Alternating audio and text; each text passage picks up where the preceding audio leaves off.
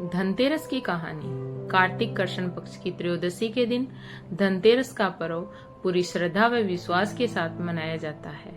धनवंतरी के अलावा इस दिन देवी लक्ष्मी और धन के देवता कुबेर की भी पूजा करने की मान्यता है। इस दिन को मनाने के पीछे धनवंतरी के जन्म लेने की कथा के अलावा इसके बारे में एक दूसरी कहानी भी प्रचलित है। कहा जाता है कि एक समय भगवान विष्णु मृत्युलोक में विचरण करने के लिए आ रहे थे। तब लक्ष्मी जी ने भी उनके साथ चलने का आग्रह किया। तब भगवान विष्णु जी ने कहा कि यदि मैं जो बात कहूँ तुम अगर वैसा ही मानो तो फिर मेरे साथ चलो। तब लक्ष्मी जी ने उनकी बात मान ली और भगवान विष्णु के साथ भूमंडल पर आ गई। कुछ देर बाद एक जगह पर पहुंचकर भगवान विष्णु ने लक्ष्मी जी से कहा कि जब तक मैं न आऊं तब तक तुम यहाँ ठहरो। मैं दक्षिण दिशा की ओर जा रहा हूँ, तुम उधर मत आना।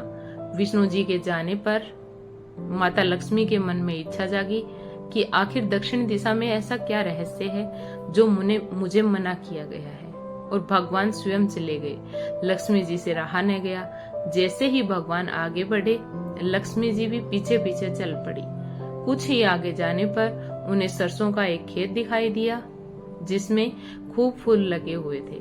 सरसों की शोभा देखकर माता लक्ष्मी मंत्रमुग्ध हो गई और फूल तोड़कर अपना श्रृंगार करने के बाद आगे बढ़ी। आगे जाने पर एक गन्ने के खेत से माता लक्ष्मी जी ने गन्ने तोड़कर रस चूसने लगी।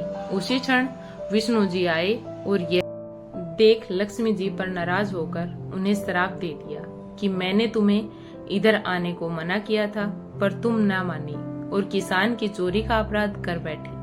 अब तुम इस अपराध के जुर्म में इस किसान की 12 वर्ष तक सेवा करो। ऐसा कहकर भगवान उन्हें छोड़कर क्षीर सागर चले गए। तब माता लक्ष्मी जी उस गरीब किसान के घर रहने लगी। एक दिन लक्ष्मी जी ने उस किसान की पत्नी से कहा कि तुम स्नान कर पहले मेरी बनाई गई इस देवी लक्ष्मी का पूजन करो, फिर रसोई बनाना, तब तुम जो मांगोगी वही मिलेगा।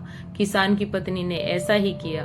पूजा के प्रभाव और लक्ष्मी की कृपा से किसान का घर दूसरे ही दिन से अन्न धन रतन स्वर्ण आदि से भर गया। लक्ष्मी ने किसान को धन धान्य से पूर्ण कर दिया। किसान के 12 वर्ष बड़े आनंद से कट गए।